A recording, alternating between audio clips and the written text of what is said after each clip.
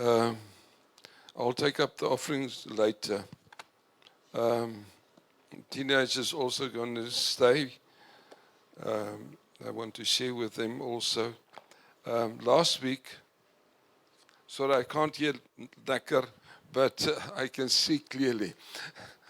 Last week I spoke to you concerning that the presence only is not good enough.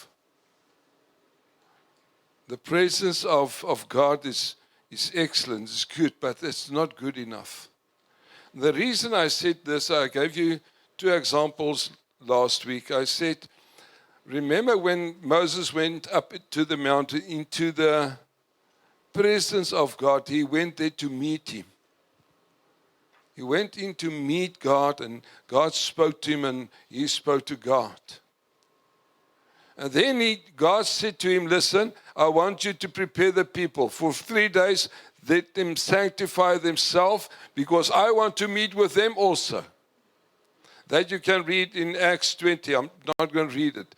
Then they prepared themselves, and suddenly when God appeared, when God's presence started being seen by them, the thunder and the smoke and the lightning, they said, we're afraid. We don't want to meet with God. And then they said, Moses, you speak to God. And then you speak to us. And then Moses said, listen, don't be afraid. And they said, we are afraid. We don't want to do this. And then Moses told them, don't be afraid, because God wants to test you so that the fear of the Lord will be your portion. They saw the presence of God, but they never entered into to meet him. Then I gave you examples of Jesus. Jesus had a lot of followers. There were a lot of people in his presence. But there were some of them that met him. That was his disciples and people that had a need. Lady with the issue of blood. Jesus touching people, setting people free, healing people. They met him.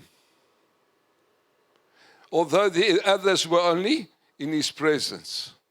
And God's challenging us, my brothers and sisters, and that's why the songs that we sang were so amazing. Thank you fully. We want to see him. That means there's more than presence. God wants us to meet with us. God wants to meet us. And the only reason that we can enter into his presence is because of what Jesus Christ did. We serve a holy God. Let's just go to Colossians 1. We're going to read 3 verses there. Colossians 1.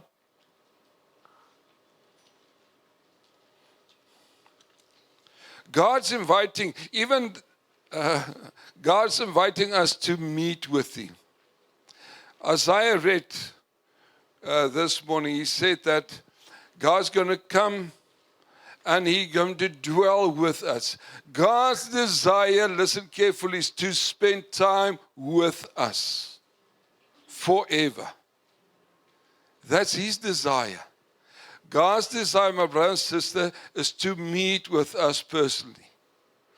He did it with the Jews. In Jesus' time he did it. And guess what? He wants to do it with us also. He wants to meet with you and me. When we return back to earth, God will be with us. Colossians 1, verse, we're going to read perhaps from verse 9. Before we read, God is holy. God is holy. But guess what? Jesus Christ died for us on Calvary. The veil was torn from the above to the bottom. And the same way, Hebrews is talking about, Jesus' flesh was torn for us so that we can enter into the presence of God, a holy God.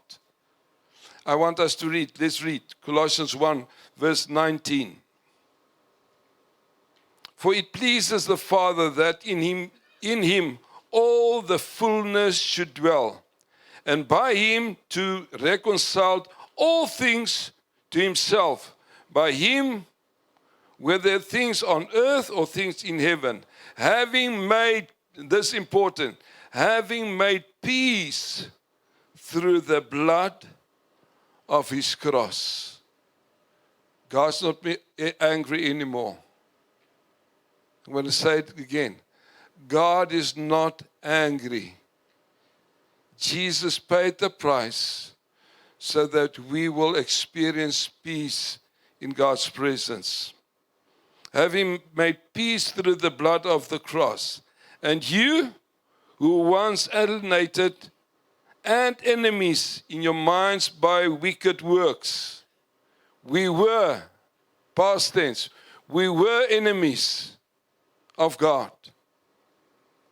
By enemies in your minds by wicked works. Yet now he has reconciled in the body of his flesh through death. Now, this is very important. Coming. To present you.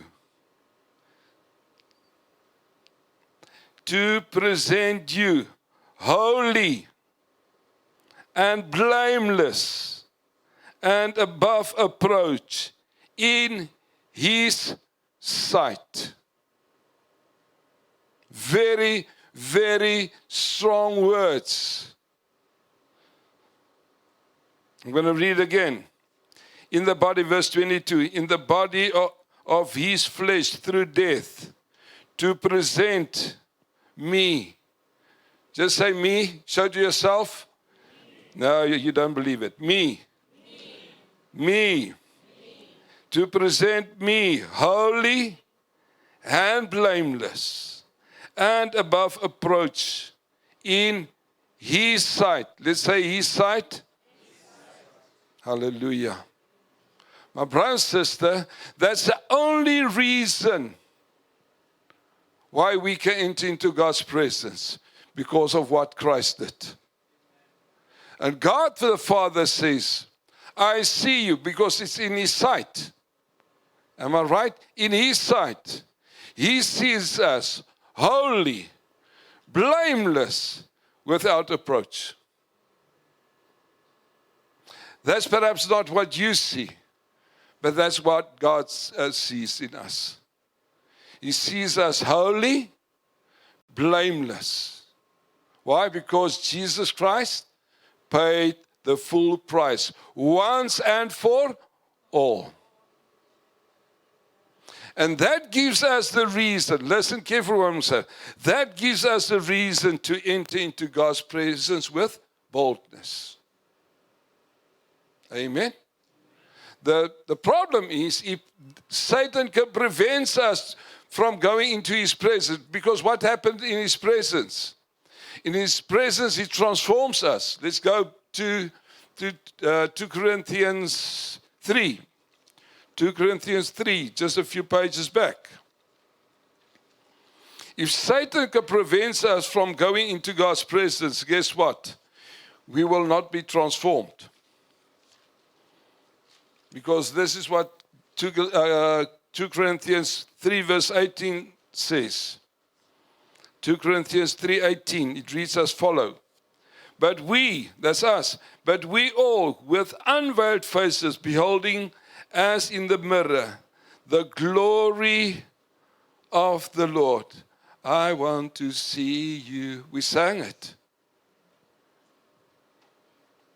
The glory of the Lord are being transformed into the same image from glory to glory, just as by the Spirit of the Lord. What happens if we spend time with God we meet with him in his presence? He transforms us to be Christ-like. Amen. And if Satan can prevent us from going in to have a meeting with God, guess what? We will not be transformed. And that's what the devil's doing. What's he doing? There's guilt, shame, and condemnation. You did something wrong. You You were aggressive towards your husband or your wife, and now you want to pray, you feel, I'm feeling condemned. I'm feeling guilty. I'll do it tomorrow. I'll spend tomorrow with time with God, not now. I'm not feeling good. I'm not going to pray. I'm not going to spend time with God. Guilt, shame, and condemnation. And the reason for that is, perhaps, I'm not saying it's true, perhaps is because you're still alive and well.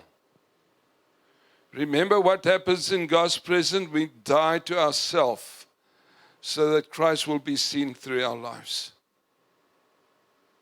My brothers, I want to tell you, the only way for us to enter into God's presence is not by our good deeds. It's not by our works. It's what He did for us. Amen? I'm going to say it again. The only way for us to be able to enter into a holy God's presence is not through our works, but it's all because of what He did for us on Calvary. Amen? That's what we read now. Amen? And that's why if Satan can prevent us from entering into His presence, guess what? We will not be transformed.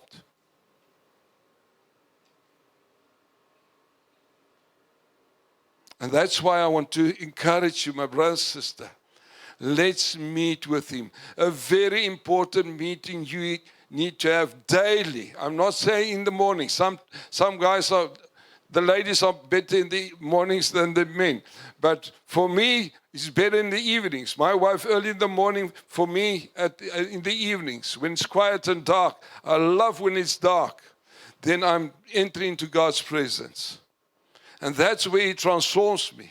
Amen? That's the place where God can work with me. And that means not every meeting you've got, you're meeting with Him. Sometimes we've got quiet time, but it is quiet because there's nobody else. Because we've got a list. Lord, this.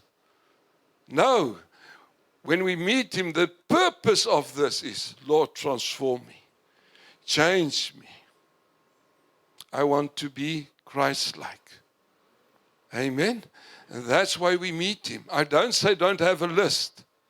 What I'm saying, when we meet Him, is to be transformed. So people will see Christ through our lives. Amen? So important. Don't allow that guilt, shame, and condemnation prevent you from entering in. And that means guilt, shame, and condemnation is not from God. In the presence, we sang the last song. I can't remember all the songs. But in His presence, that's where we were transformed. I just want to mention three things. When we say we're meeting with Him, when we meet God, God is love. Are you with me? God's more than love. But one of the outstanding, I don't want to say character, that's who God is. God is love. It's not part of Him. God is love. That means when I spend time with God, guess what? He transforms me so that I will love Him more and I will love my neighbor more. Amen? When we spend time with love, there's no other way for us to start loving people around us. When we spend time with Jesus, His peace that surpasses all understanding will flood your worries. Amen? If we meet with them and we are not transformed, we didn't meet them. Hallelujah. I'm going to say it again. When we've got a meeting with God the Father, God the Son, God the Holy Spirit, and if we get out of that and we're not being transformed, we haven't met them. Because God is love and He will change my heart towards people. He will change my heart towards Himself. When I meet Jesus Christ, the peace that surpasses all understanding will be my portion. Amen? Then at work, my boss is a very angry man, like somebody in church, and very bossy, and crazy, you understand. But guess what? God's peace is now my portion. I will not pray, Lord, take me away, or take him away, or whatever, send fire. No, I said, Lord, help me. Let my life be an example for him to follow Christ. Amen? Sometimes we want to pray God to take us away. No, he put you there so that you will be light and salt. And the only way for you to be light and salt is to spend time with him. As we spend time with him, he transforms us. Right? The Holy Spirit, when we spend time with the Holy Spirit, his fruit will be visible in our lives.